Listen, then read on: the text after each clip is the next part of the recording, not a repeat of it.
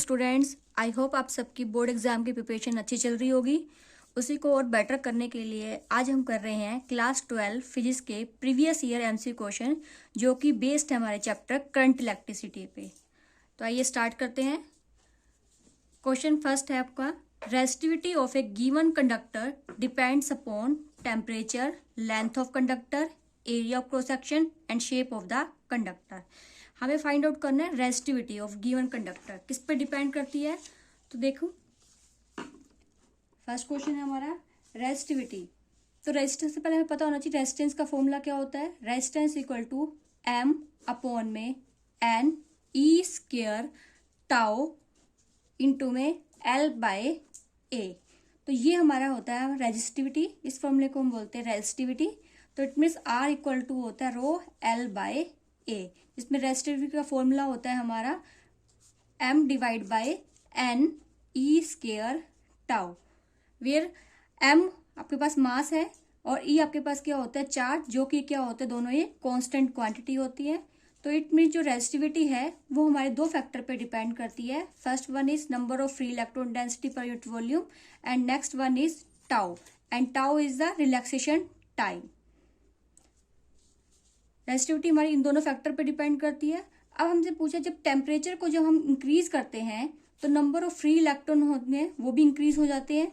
Number of free electron increase होने से तो उनके बीच का कोलिजन भी क्या होता है फास्ट होने लग जाता है, जिसकी वजह से रिलैक्सेशन टाइम टाउ क्या होता है डिक्रीज हो जाता है। टाउ डिक्रीज होगा इट मीन्स रेजिस्टिविटी भी क्या होगी इंक्रीज हो जाएगी। टाउ डिक्रीज होने से रेजिस्टिविटी हमारी क्या हो जाती है इंक्रीज होती है। तो रेजिस्टिविटी दोनों फैक्टर पे डिपेंड करती है, एन और टाउ पे, और ये दोनों ही फैक्टर टेम्परेचर चेंज होने से क्या होते हैं चेंज होते हैं।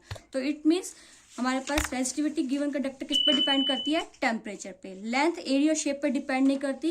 लेंथ एरिया और शेप पे हमारा क्या डिपेंड करता है रेजिस्टेंस। रेजिस्टेंस हमारा डिपेंड करता है लेंथ और एरिया पे, लेकिन रेजिस्टिविटी सिर्फ किस पे डिपेंड करती है टेम्परेचर पे। नाउ तो फर्स्ट का आंसर होगा आपका option A. Now question second, which of the following has negative temperature coefficient of resistivity? metal and semiconductor, metal and alloy। Negative temperature coefficient of resistivity पूछा है कि किस केस में आपके पास क्या होता है कोफिशिएंट ऑफ रेजिस्टिविटी नेगेटिव होता है। मेटल के केस में, मेटल और सेमीकंडक्टर, मेटल एंड अलॉय के केस में। जो अल्फा, इसको हम डिनोट करते हैं coefficient of negative coefficient of resistivity को हम डिनोट करते हैं अल्फा से, और अल्फा की वैल्यू क्या होती है पॉजिटिव होती है कंडक्टर के केस में,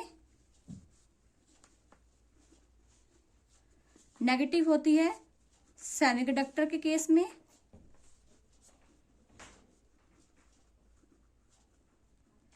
एंड अल्फा की वैल्यू नियरली इक्वल टू 0 होती है अलॉय के केस में। कुछ अलॉय होते हैं जैसे लाइक नाइक्रोम, कांस्टेंट, मैग्नीन, इनके केस में अल्फा क्या होता है स्लाइटली चेंज होता है, इसलिए हम इसको लिख देते हैं नियरली इक्वल टू 0। तो हमसे नेगेटिव कोफिशिएंट ऑफ रेजिस्टिविटी पूछा है, तो नेगेटिव कोफिशिएंट ऑफ रेजिस्टिविटी किसकी के केस में होती है सेमीकंडक्टर के केस में। तो ये हमारा आंसर क्या हो जाएगा इसका option C, that is of semiconductor is the right answer. Now question number 3, the resistance of a metal wire increase with increasing temperature on account of decrease in free electron density, decrease in relaxation time, increase in mean path, increase in the mass of the electron। Same question ऐसा ही हमने first question number 1 किया था, जिसमें आपके पास resistance का formula है पूछा हुआ है, इसमें रेजिस्टेंस पूछा हुआ है। तो रेजिस्टेंस आपके पास क्या होता है किस पे डिपेंड कर रहा है आपके पास रो एल और ए पे डिपेंड कर रहा है। तो रो कैसे चेंज हो रहा है आपके पास टो के साथ क्या होगा रो हमारा चेंज होता है। तो इट मीन रेजिस्टेंस भी किसके साथ चेंज हो रहा है टाउ के साथ चेंज हो रहा है। तो रेजिस्टेंस में आपके पास क्या है जैसे जैसे आपके पास क्या है टेम्परेचर इंक्रीज होगा तो रिलैक्सेशन टाइम क्या होगा डिक्रीज होगा। तो जैसे जैसे रिलैक्सेशन टाइम डिक्रीज होगा तो हमारा रेजिस्टेंस क्या हो जाएगा इंक्रीज होगा। तो हमसे यही पूछा है कि रेजिस्टेंस इंक्रीज कब होगा जब आपके पास क्या है रिलैक्सेशन टाइम क्या होगा डिक्रीज होगा। तो इट मीन्स हमारा आंसर क्या होगा answer B, decrease in relaxation time. Mean free path पर डिपेंड नहीं कर रहा, मास ऑफ इलेक्ट्रॉन पे डिपेंड नहीं कर रहा। Now question number 4, graph showing the variation of current versus voltage for a material gallium arsenide is shown in the figure. हमें एक फिगर गिवन है, ये हमारा फिगर है। इस फिगर में हमसे क्या पूछा है, नेगेटिव रेजिस्टेंस पूछा है, और सेकंड हमसे पूछा है कहाँ ओम्स लॉ क्या होगा, ओबे होगा। तो एक्स एक्सिस के अलोंग हमारी वोल्टेज है और वाई एक्सिस के अलोंग हमारा क्या है, करंट है। तो इनिशियली आपके पास वोल्टेज इंक्रीज हो रही है, करंट भी क्या हो रहा है, इंक्रीज हो रहा है, फिर मैक्सिमम हो रहा है, उसके बाद क्या हो रहा है, हमारा वोल्टेज इंक्रीज होने के बाद भी करंट क्या हो रहा है, डिक्रीज हो रहा है। तो डीई हमारा क्या है, वो रीजन है जहां पे हमारा क्या है, करंट डिक्रीज हो रहा है, और वहां पे हमारा स्लोप क्या होगा, नेगेटिव होगा। तो स्लोप नेगेटिव होगा तो वहां पे हमारा रेजिस्टेंस भी क्या होगा, नेगेटिव होगा। तो इट मीन्स हमारा फर्स्ट ऑप्शन का आंसर क्या आ जाएगा, फर्स्ट ए पार्ट का डीई रीजन, जहां पे हमारा क्या है, नेगेटिव रेजिस्टेंस मिलेगा हमें। बी पार्ट कहाँ है, पूछा है ओम्स लॉ कहाँ ओबे होगा। तो ओम्स लॉ कहाँ ओबे होगा, जहाँ पे ओम्स लॉ क्या बताता है हमें, वी डायरेक्टली प्रोपोर्शनल होता है हमारा ओम्स लॉ में आई के। तो इट मीन जहाँ पे वोल्टेज और आपके पास करंट क्या का रिलेशन कैसा हो, लीनियर रिलेशन हो। तो यहाँ पे बी टू सी रीजन में हमारा रिलेशन कैसा है, करंट और वोल्टेज का लीनियर रिलेशन। तो हमारा आंसर क्या हो जाएगा, बी सी रीजन, जहाँ पे ओम्स लॉ क्या होगा, ओबे होगा। Now question number 5, the electric power consumed by a 220 volt and 100 watt bulb when operated at 110 volt is। First है आपका option 25 vote, second 30 vote, 35 vote and 45 vote. हमें power consume बता रखी है 220 वोल्ट एंड पावर 220 वोल्ट पे 100 watt power consume हो रही है। हमें ऑपरेटिंग वोल्टेज दे रखी है आपके पास 110 वोल्ट। हमें इसकी कोरस्पॉन्डिंग क्या फाइंड आउट करनी है, पावर फाइंड आउट करनी है। तो देखिए क्वेश्चन नंबर 5, वोल्टेज हमें गिवन है 220 वोल्ट, पावर गिवन है हमें 100 वोल्ट, ऑपरेटेड वोल्टेज हमें गिवन है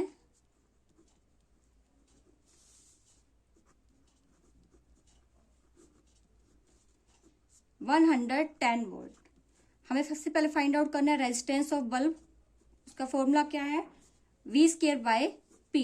वी की वैल्यू हमें गिवन है 220 इंटू में 220 डिवाइड बाय पावर गिवन है 100। जीरो से zero cancel out, 22 into 22 that is 484 ओम। तो हमारा रेजिस्टेंस आ गया। रेजिस्टेंस आ गया तो हम इजिली क्या कर सकते हैं, पावर भी फाइंड आउट कर सकते हैं। Power equal to V square by R. V की वैल्यू हमें कौन सी ऑपरेटेड वोल्टेज लेनी है, 110 110 इंटू में 110 डिवाइड बाय रेजिस्टेंस अभी हमने फाइंड आउट किया है डेट इज 484। जब हम इसको सॉल्व करते हैं तो हमारे पास वैल्यू आती है डेट इज 25 वोट।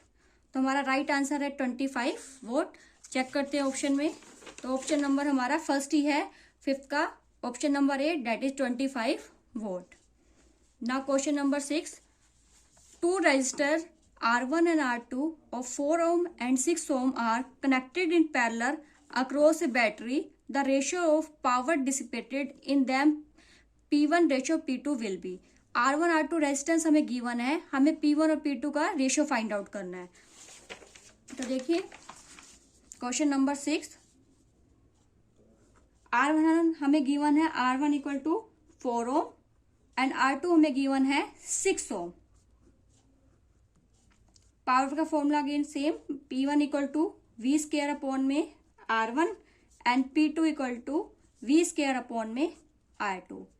हमें रेजिस्टेंस R1 और R2 गिवन है, तो पावर का रिलेशन क्या होगा, R1 और इस पावर P2 का R2 के साथ इनवर्स रिलेशन है। तो it means P1 by P2 find out करेंगे तो क्या आ जाएगा, R2 बाई R1। और R2 हमारे पास गिवन है 6 ओम और R1 गिवन है हमारे पास 4 ओम। It means 3/2। तो P1 और P2 का रेशियो जो होगा वो कितना होगा, 3/2 होगा, 3/2। तो हमारा राइट आंसर है 3/2, 6 का बी आंसर।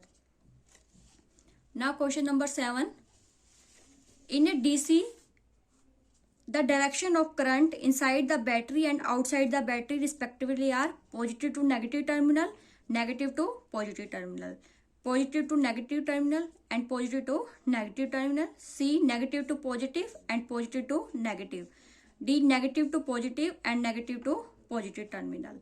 तो हमसे क्या पूछा है कि डीसी सर्किट के अंदर जो डायरेक्शन है करंट की, इनसाइड द बैटरी पूछी है एंड आउटसाइड द बैटरी पूछी है, inside the battery and outside the battery. तो जो हमारे आउटसाइड द बैटरी होती है वो कौन सी होती है? आउटसाइड द बैटरी हमारे पास क्या होता है? Positive to negative. करंट कैसे फ्लो करता है हमारा? Question number 7। ये हमारा रेजिस्टेंस है जो कनेक्ट है आपका बैटरी के साथ, positive negative positive negative. Resistance battery के साथ करंट कैसे फ्लो करता है बैटरी में? Positive to negative terminal, positive to negative terminal current flow करता है। और ये क्या है आपके पास? Outside the battery. आउटसाइड क्या होगा? Positive to negative and inside इसका अपोजिट, इनसाइड क्या होगा? Negative to positive. तो हमारा आंसर चेक करते हैं, आउटसाइड और इनसाइड। फर्स्ट हमें से क्या पूछा हुआ है? इनसाइड पूछा है और फिर क्या पूछा हुआ है? आउटसाइड। इनसाइड क्या होता है? Negative to positive and outside क्या होगा? Positive to negative. तो हमारा ऑप्शन क्या हो जाएगा? C. Option C is the right answer.